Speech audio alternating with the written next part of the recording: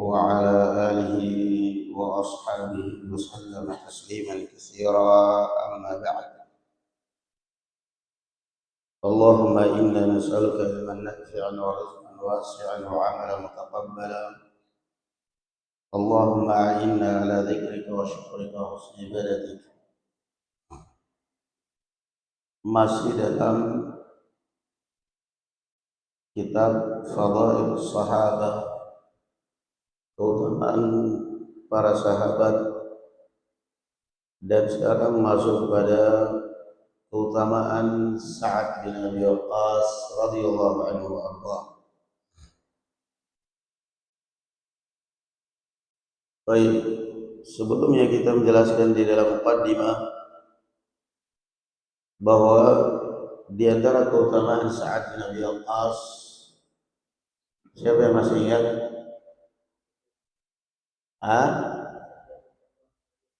Terkenal sebagai seorang sahabat yang mujabud dakwah, yang doanya mustajabah, yang doanya barakallahu fikum mustajab, dikabulkan oleh Allah Subhanahu wa taala. Yang kedua apa? Apa yang kedua?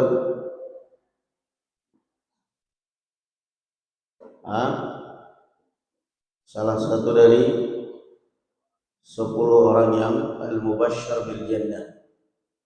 Salah satu dari 10 orang sahabat yang diberi kabar gembira oleh Rasul sallallahu alaihi wasallam dengan surga. Nah, seluruh para sahabat dijamin surga, tetapi ada 10 orang yang benar-benar dispesialkan, diistimewakan oleh Rasul sallallahu alaihi wasallam dengan disebutkan dalam satu riwayat, satu hadis, bahwa mereka adalah min ahli jannah. Didoakan oleh Rasul sallallahu alaihi wasallam. Sedangkan di dalam hadis yang kita baca, direkomendasi oleh Rasul sallallahu alaihi wasallam bahwa dia adalah termasuk apa? Rajulun saleh, orang saleh. Nah, orang yang saleh. Rasul sallallahu alaihi wasallam suatu malam susah tidur. Lalu beliau kemudian berharap dan berdoa, mudah-mudahan ada orang saleh, ada sahabatku yang saleh yang datang untuk menjagaku malam ini. Tidak lama kemudian mereka mendengar suara pedang, dan ternyata dia adalah Sa'ad bin Abi Waqqas, datang untuk menjaga Rasul sallallahu alaihi wasallam. Naam. Qala rahimahullahu taala, berkata Imam Muslim rahimahullahu taala, haddatsana Mansur ibnu Abi Muzahhim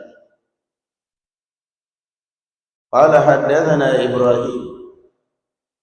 Dan dari kisah Sa'ad bin Abi Waqqas juga memberikan pelajaran besar kepada kita, barakallahu fikum. Jangan pernah berurusan dengan orang yang sabar, orang yang saleh, orang yang baik. Kalau kamu tidak ingin hancur hidupmu.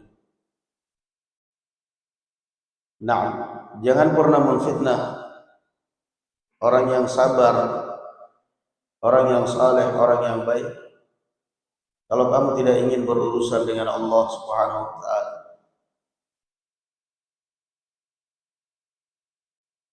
Sa'ad bin Abi Waqqas karena orang saleh, orang yang baik, penyabar,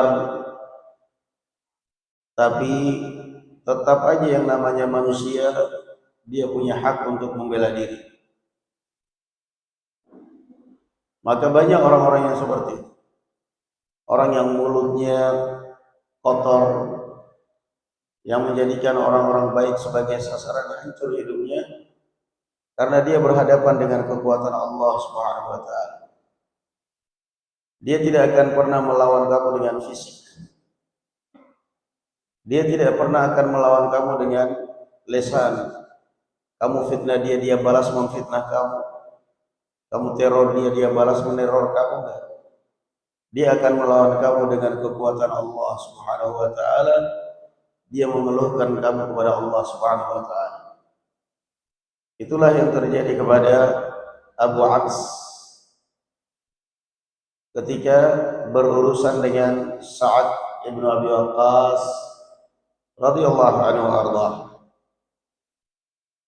Setelah ahlul Iraq, penduduk Irak memfitnah Sa'ad bin Abi Waqqas ketika beliau menjadi gubernur Irak di zaman Umar bin Khattab, maka Sa'ad bin Abi Waqqas radhiyallahu anhu difitnah macam-macam di Irak, yang akhirnya oleh Umar bin Khattab radhiyallahu anhu dicopot dari jabatannya dan digantikan dengan Al-Mughirah ibnu Syu'bah radhiyallahu anhu. Sa'ad bin Abi Waqqas ditarik oleh Umar bin Khattab ke pusat Madinah, dan Umar mengatakan, saya mencopot engkau dari jabatan wahai Sa'ad bukan karena saya percaya dengan isu-isu yang beredar di Irak, tetapi saya ingin meredam fitnah. Kemudian Umar bin Khattab mengutus beberapa orang, termasuk di dalam rombongannya adalah Sa'ad bin Abi Waqqas, untuk berangkat ke Irak untuk mengadakan cross check benar atau tidak berita yang disebarkan tentang Sa'ad. Mereka masuk dari masjid ke masjid sampai di Irak dan selalu bertanya tentang kinerja Sa'ad selama menjadi gubernur. Semua memuji kebaikan, semua menyanjung, memuji. Inilah pentingnya jangan percaya kepada berita yang viral-viral, belum tentu benar. Dan ini juga pentingnya, jangan pernah percaya kalau ada di kalangan komunitas kita kata ikhwan-ikhwan, kata ummahat, kadzab semua itu. Aslinya dia yang busuk seperti itu, tapi dia mengatasnamakan kata ikhwan-ikhwan, kata ummahat, seakan-akan seluruh Tegal begitu ngomongnya. Seakan-akan seluruh ummahat Tegal sudah terbunuh. Itu cuma mulutnya dia ini. Sampai di Irak, dari masjid ke masjid mereka masuk, semuanya memuji dan menyanjung Sa'ad bin Abi Waqqas. Sampailah di satu masjid, Masjid Bani Abs. Nah, Masjid Banu Abs. Berdiri kemudian seorang Abu Sa'adah, berdiri di depan jamaah dan mengatakan, ama in sa'altumuna an Sa'ad fa innahu kana la yasiru bis sariyah wa la ya'dilu bil qadhiyyah fil qadhiyyah wa la yaqsimu bis sawiyah. Tiga tuduhan yang dituduhkan kepada beliau oleh Abu Sa'ad. Kalian menanyakan kepada kami tentang Sa'ad selama menjadi gubernur, cukup bagi dia dosa besar tiga yang dia kerjakan selama menjabat sebagai gubernur. La yasiru bis sariyah, dia tidak pernah ikut dalam pasukan perang alias penakut. Wala ya'dilu fil qadhiyyah, dan dia tidak pernah adil dalam memutuskan, dalam menghakimi, selalu tajam ke bawah, tumpul ke atas, selalu tajam ke masyarakat, tumpul pada keluarganya. Wala yaqsimu bisawiyah, dan dia tidak pernah membagi dengan rata, adil dalam membagi harta, dalam membagi rampasan perang, mesti dia mengutamakan keluarganya. Ini fitnah luar biasa. Coba lihat Sa'ad bin Abi Waqqas, dia balas menfitnah sama sekali. Itulah bahayanya. Jangan sekali-kali berurusan dengan orang yang saleh, orang yang baik.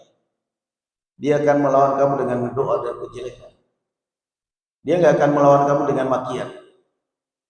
Kamu maki dia sabar, tapi dalam hati dia berucap, mudah-mudahan suatu saat kamu rasakan. Sa'ad bin Abi Waqqas berdiri, sama sekali tidak membela diri, fulan begini, saya begini. Sa'ad bin Abi Waqqas mengatakan, la adu'wan nabi thalathah.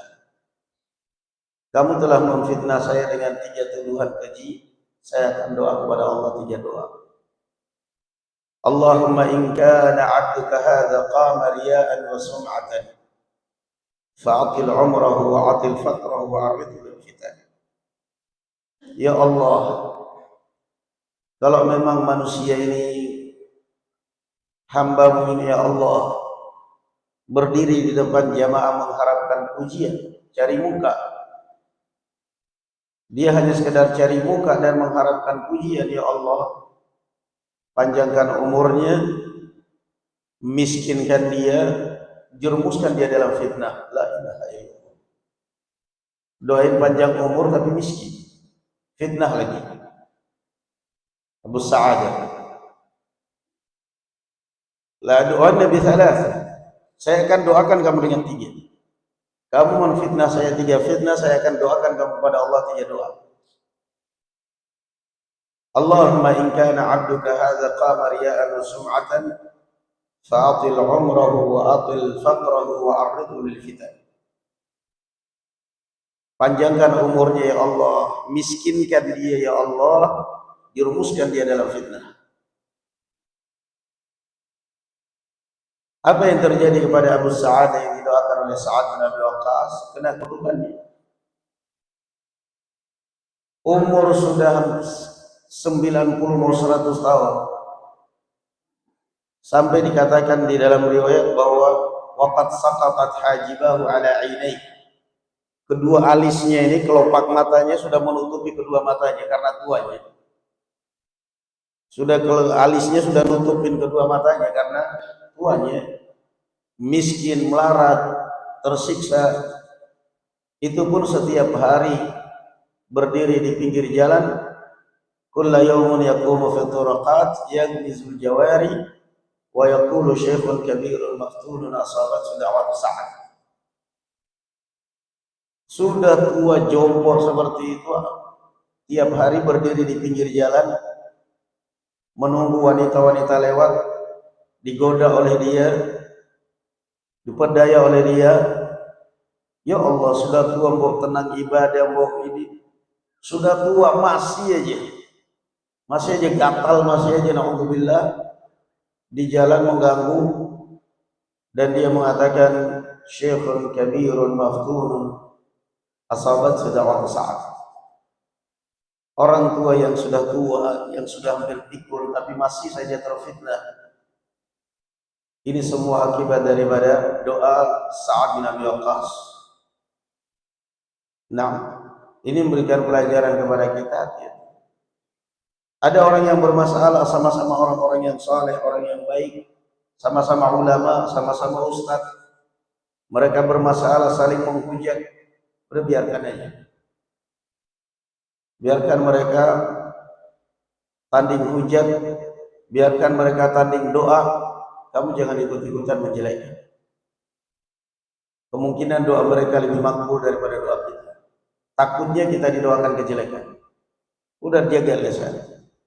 Belajar dari kisah Sa'ad bin Abi Waqqas.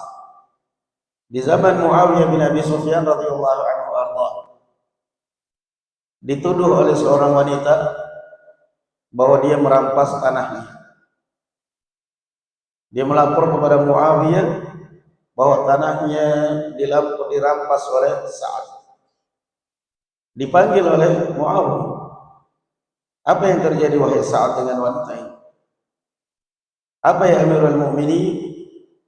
Inna hadda'at, bahwa si wanita ini mengklaim bahwa kamu merampas tanah.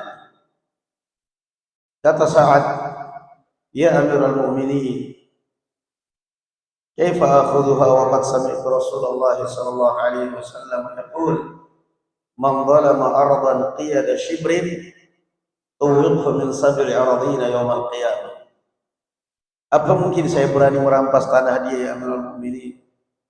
Masih segar pendengaran saya mendengar Rasul sallallahu alaihi wasallam bersabda, barang siapa yang merampas tanah milik orang lain satu jengkal, maka dia akan dikalungkan di lehernya, dililitkan di lehernya di hari kiamat 7 lapis tanah. Saya masih berani setelah mendengarkan hadis itu. Kata Muawiyah, "Zaka huwa dhannu bik ya Aba Ishaq." Itulah prasangka saya kepada engkau wahai Sa'ad. Engkau tidak akan mungkin berani merampas. Itulah prasangka saya kepada engkau. Tapi kenapa si wanita ini kau berani? Lalu apa kata Sa'ad?